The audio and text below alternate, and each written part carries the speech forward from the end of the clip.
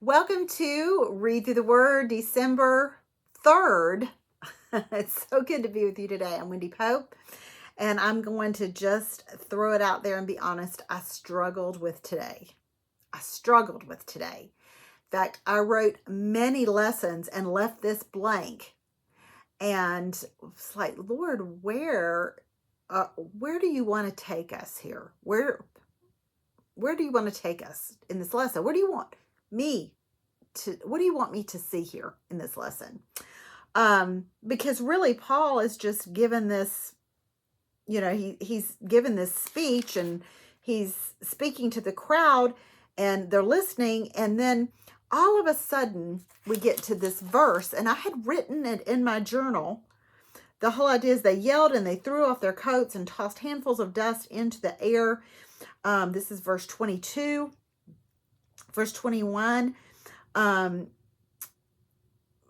Because Paul said, "But the Lord said to me, go, for I will send you far away to the Gentiles."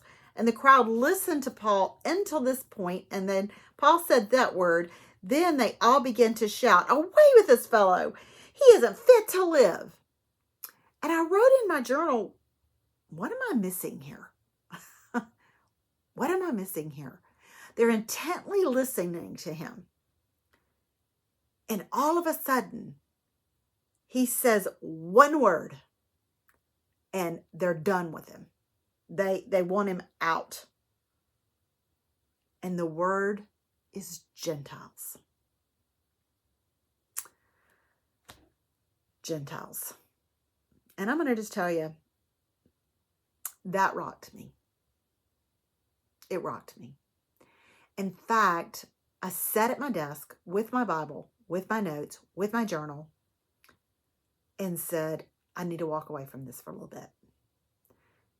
Because I need to know, Lord, how you want me to present this. Because I know that he wants, sorry, my phone was popping up on the screen. I know he wants me to address this. And I didn't know how to do it. So I walked away from it. After walking away from it for a couple days, not really knowing what to teach. And then I sat on it for another couple days going, how do I say this? Here's the rub with the Jews that were listening to this. One commentary put it this way: the Jews of the day did not have a problem with the Gentiles becoming Jews or being saved. But they were incredibly offended at the thought of Gentiles becoming Christians just as Jews became Christians. It implied that Jews and Gentiles were equal, having to come to God on the same terms.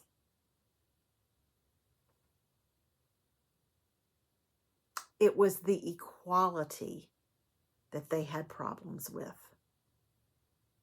Because they thought, the Jews thought that they were a step above. They were children of Abraham. They were a step above. They didn't have to do, Gentiles should have to grovel, basically. They should have to satisfy the law and believe with their heart and confess with their mouth that Christ is Lord, if they want to be saved. Otherwise, they're not worthy of it. That is the point. They're not worthy in the Jews' eye. Gentiles were not worthy of the ease of salvation, the freeness of the gospel.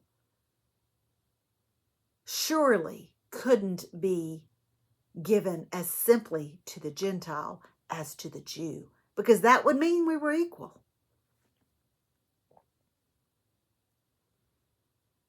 And here's the question that I ended up with, and I will leave you with. Who is worthy to the freeness of the gospel.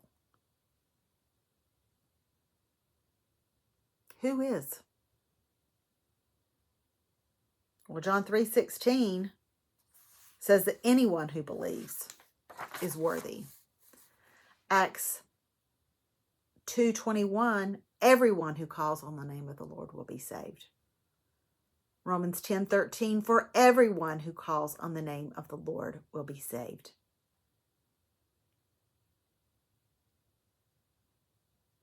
So the answer to my question, who is worthy of the freeness of the gospel without strings, the gospel without works, who's worthy?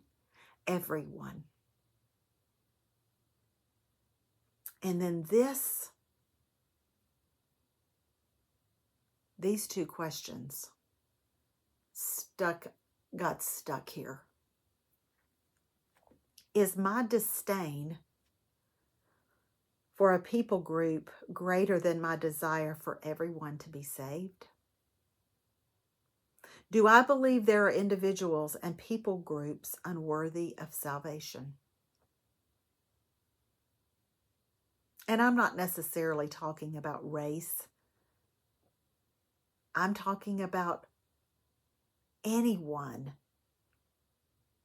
Criminals, Hitler, Stalin,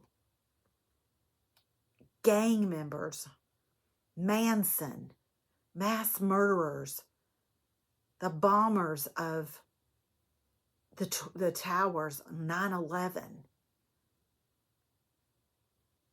Is my disdain for them greater than my desire for them to be saved?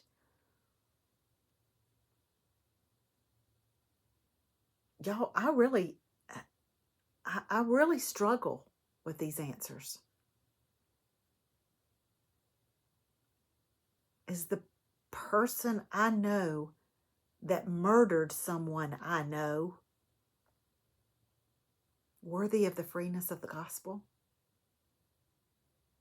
Does the pain that person caused us, is that pain that person caused us greater in my life and the life of the people that knew this individual? Greater than my desire for him to be saved? That's what they were dealing with. That's what Paul was dealing with. Spiritual prejudice. Who is worthy of the gospel? Everyone. Take care. I'll see you next time on Read Through the Word.